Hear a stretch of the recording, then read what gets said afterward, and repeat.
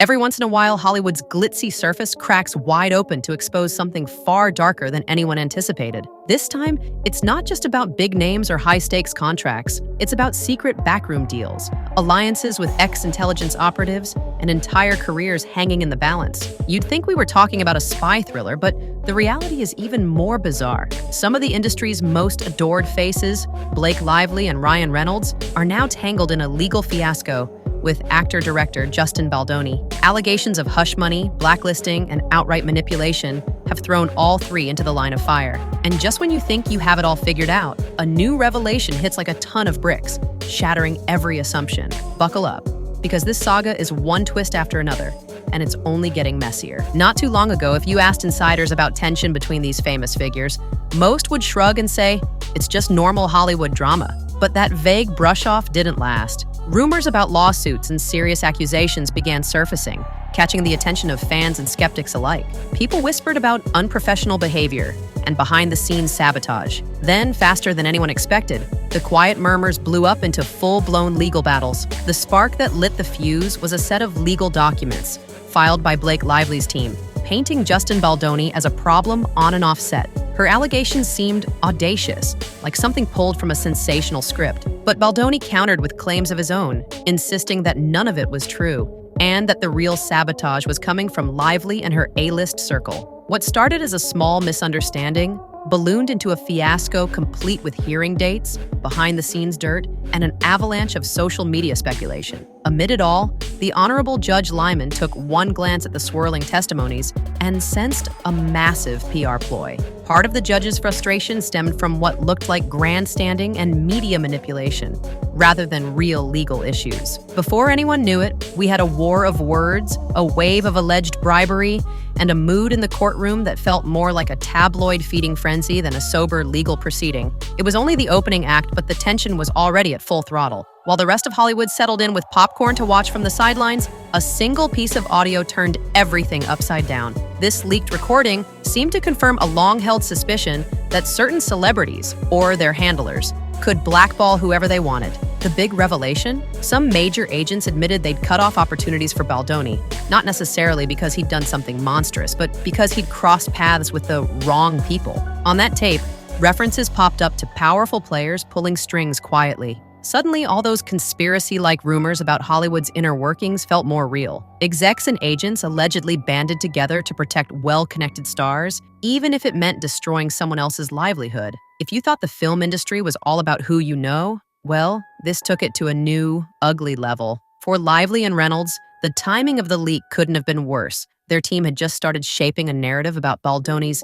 inappropriate conduct, yet the audio suggested they'd taken part in calling the shots behind the scenes. Even if they hadn't personally demanded that certain people be blacklisted, it seemed they benefited from that environment. The question on everyone's mind was simple. How high and how far did those manipulations go? The next act in this legal roller coaster? Allegations of hush money. Some claimed that Lively's camp was willing to shell out a shockingly large sum, whispered to be over 9 figures, to keep potentially damaging evidence under wraps. It sounded outrageous, almost cartoonish. Who in their right mind would throw that kind of cash around?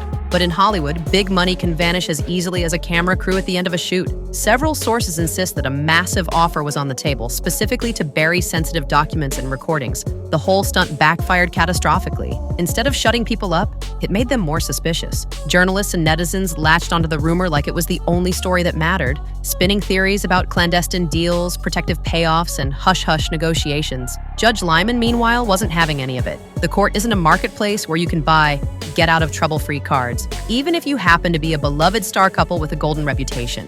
The more Lively's side tried to push envelope after envelope of legal jargon and protective orders, the more it looked like a desperate scramble. And in a scenario where authenticity is key, desperation might be the biggest red flag of all. As the scandal escalated, Blake and Ryan reportedly decided normal PR tactics just wouldn't cut it. Some rumors suggest they hired ex-intelligence pros. Yes, actual CIA-trained operatives, capable of creating or demolishing entire public narratives. Normally, these are the folks governments employ for top-secret missions, not celebrities fighting a defamation battle. But when you're cornered, you pull out the big guns. Still, the plan fell flat. No matter how cunning these PR wizards were, they couldn't magically erase the leaked audio or the swirling testimonies. Every time they tried a new angle, Baldoni is dangerous. He's faking the good guy persona. The internet pounced, dissecting each piece of spin. And let's be honest, an intelligence operative might manipulate an international news cycle, but they can't shape how a judge interprets evidence in an American courtroom.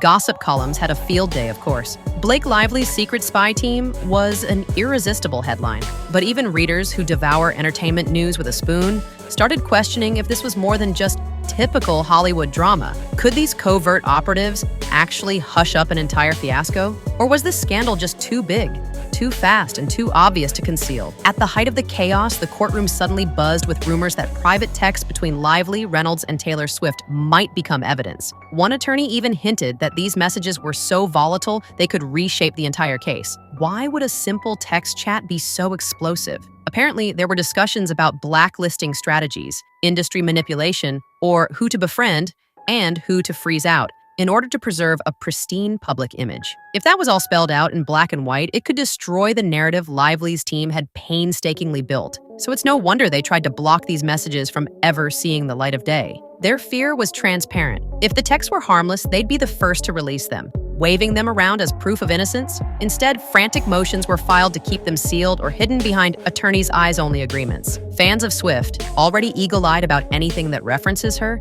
wondered if there'd be fallout for the pop star too. The entire fiasco only made the public more suspicious, convinced something truly damning must be in those messages. Desperation apparently leads to strange strategies. Right when the bribery angle was failing and the CIA-level spin campaign was floundering, two unnamed actresses popped up, claiming Justin Baldoni had made them uncomfortable. Usually such accusations are taken very seriously, but these witnesses never emerged publicly, never offered official statements, and never provided tangible proof. Publications that normally relish scandal refused to print their stories, suggesting the claims lacked credibility.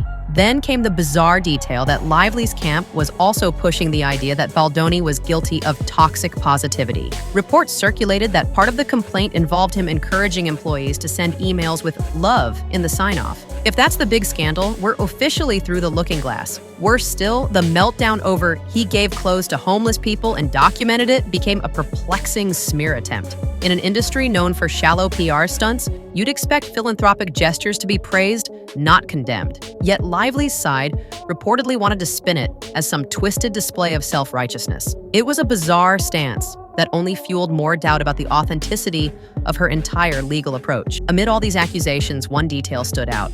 Blake Lively herself made several contradictory claims about a particular on-set incident. Initially, she hinted at a horrifying ordeal that, if caught on video, would end Baldoni's career. Yet when footage surfaced, it showed a very different reality. She looked comfortable, engaged, and hardly distraught. Caught in the mismatch, her team pivoted to, she was forced to act that way, which left legal experts rolling their eyes. If there's one thing juries can't stand, it's a shifting story. It suggests you're bending the narrative to fit the moment. One falsehood, or even an exaggeration, is enough to break trust. Multiple contradictory statements can demolish a star's entire testimony. By now, even people who'd admired Lively's candor or praised her activism started raising eyebrows. The entire blueprint of her lawsuit seemed less like a genuine quest for justice and more like a convoluted attempt to rewrite history. Ryan Reynolds, beloved for his quick wit and friendly persona, found himself tacitly tied to every twist. The more these mismatched details emerged, the more the once-adored duo risked losing the public's goodwill. It's tempting to see this battle as just another paparazzi-fueled scandal, but it has deeper roots. Hollywood has always been rumored to operate on favoritism and secret alliances,